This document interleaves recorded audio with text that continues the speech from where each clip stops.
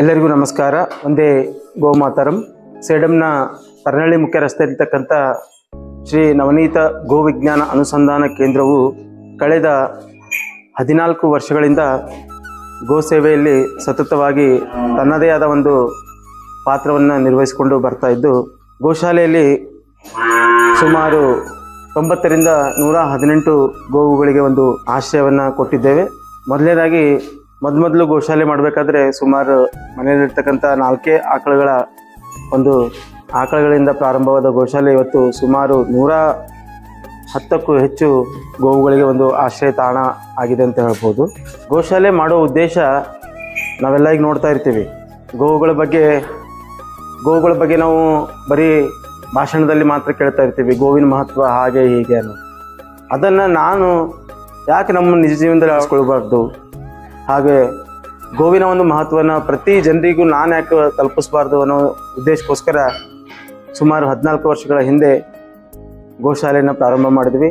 ಇದಕ್ಕೆ ಸೇಡಂನ ಸರ್ವ ಗೋಪ್ರೇಮಿಗಳ ಒಂದು ಸಲಹೆ ಸಹಕಾರ ಯಾವತ್ತೂ ಇದೆ. ಅದೇ ರೀತಿಯಾಗಿ ಗೋಶಾಲೆಯಲ್ಲಿ ಅನೇಕ ಕಾರ್ಯಕ್ರಮಗಳನ್ನು ನಾವು ಮಾಡ್ಕೋತಾ ಬಂದಿದ್ದೇವೆ. ಗೋ ಆರತಿ ಆಗಲಿ, ಗೋವಿನ ಒಂದು ಮಹತ್ವ ಮೂಡಿಸ್ತಕ್ಕಂಥ ಗೋ ಜಾಗೃತಿ ಕಾರ್ಯಕ್ರಮ, ಹಾಗೂ ಗೋಶಾಲೆಯಲ್ಲಿ ವಿಭೂತಿಯ ಒಂದು ಮಹಿಮೆಯನ್ನು ತಿಳಿಸುವ ಕಾರ್ಯಕ್ರಮಗಳು. ಅದೇ ರೀತಿಯಾಗಿ ಗೋಶಾಲೆಯಲ್ಲಿ ಪ್ರತಿ ವರ್ಷದ ದೀಪಾವಳಿ ಅಮಾವಾಸ್ಯೆಯಂದು ಗೋ ಆರತಿ ಎನ್ನುವ ವಿಶೇಷ ಕಾರ್ಯಕ್ರಮ ಮಾಡ್ತಾಯಿದ್ದೀವಿ. ಈ ಕಾರ್ಯಕ್ರಮಕ್ಕೆ ಸೇಡಂನ ಸರ್ವ ಮಾತೆಯರು, ಸಹೋದರಿಯರು ಹಾಗೂ ಅನೇಕ ಗೋಪ್ರೇಮಿಗಳು ಈ ಒಂದು ಕಾರ್ಯಕ್ರಮದಲ್ಲಿ ಭಾಗವಹಿಸಿ ಕಾರ್ಯಕ್ರಮವನ್ನು ಯಶಸ್ವಿಗೊಳಿಸಿದ್ದಾರೆ. ಅದೇ ರೀತಿಯಾಗಿ ಗೋಶಾಲೆಯ ಪುಟಾಣಿ ಕರುವಿಗೆ ಪ್ರತಿ ವರ್ಷ ನಾಮಕರಣ ಕಾರ್ಯಕ್ರಮ. ನಾಮಕರಣ ಅಂದ್ಕೂಡಲೇ ನಾವೇನು ಮಾಡ್ತೀವಿ, ಮನೆಯೊಳಗಿದ್ದಂಥ ಹಾಗೂ ರಿಲೇಟಿವ್ಸ್ಗೆಲ್ಲ ಕರಿತಿರ್ತೀವಿ. ಆದರೆ ನಮ್ಮ ಗೋಶಾಲೆಯಲ್ಲಿ ಕರುವಿನ ನಾಮಕರಣಕ್ಕೆ ನಾವು ಸೇಡಂನ ಸರ್ವ ಗೋಪ್ರೇಮಿಗಳಿಗೂ ಯಾವುದೇ ಅಂದರೆ ನಾನು ನೀನು ಅನ್ನೋದೇ ಪ್ರತಿಯೊಂದು ಮನೆಗೂ ನಮ್ಮ ಒಂದು ಗೋಶಾಲೆ ವತಿಯಿಂದ ಆಮಂತ್ರಣ ಕೊಟ್ಟು ಈ ಒಂದು ಕರುವಿನ ನಾಮಕರಣ ಕಾರ್ಯಕ್ರಮ ಪ್ರತಿ ವರ್ಷ ಮಾಡ್ತಾ ಬರ್ತಾ ಇದ್ದೀವಿ. ಅದೇ ರೀತಿಯಾಗಿ ಹೋದ ವರ್ಷ ಒಂದು ಕಾರ್ಯಕ್ರಮ ಆಯಿತು, ಕರುವಿನ ನಾಮಕರಣ ಕಾರ್ಯಕ್ರಮ. ಈ ಕಾರ್ಯಕ್ರಮದಲ್ಲಿ ಸೇಡಂನ ಪೂಜ್ಯರು ಹಾಗೂ ಅನೇಕ ರಾಜಕೀಯ ನಾಯಕರ ಸಮ್ಮುಖದಲ್ಲಿ ಈ ಒಂದು ಕರುವಿನ ನಾಮಕರಣ ಕಾರ್ಯಕ್ರಮ ಕೂಡ ಆಯಿತು.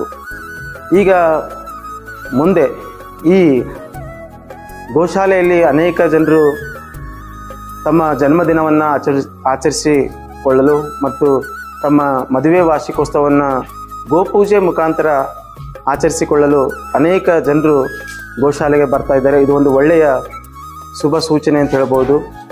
ಅಂದರೆ ನಾವು ಮಾಡ್ತಕ್ಕಂಥ ಒಂದು ಗೋಶಾಲೆಯಿಂದ ನಡ್ತಕ್ಕಂಥ ಕಾರ್ಯಗಳು ಜನರಿಗೆ ತಲುಪ್ತಾ ಇವೆ. ಅದೇ ರೀತಿಯಾಗಿ ಸುಮಾರು ವರ್ಷಗಳಿಂದ ಸೇಡಂನಲ್ಲಿ ನಡೆಸಿರ್ತಕ್ಕಂಥ ಅನೇಕ ರಾಜಸ್ಥಾನಿ ಗೋಭಕ್ತರು ಹಾಗೂ ವಿವಿಧ ಗೋಪ್ರೇಮಿಗಳು ತಮ್ಮದೇ ಆದಂಥ ಒಂದು ಸಹಕಾರವನ್ನು ಈ ಗೋಶಾಲೆಗೆ ನೀಡ್ತಾ ಬಂದಿದ್ದಾರೆ.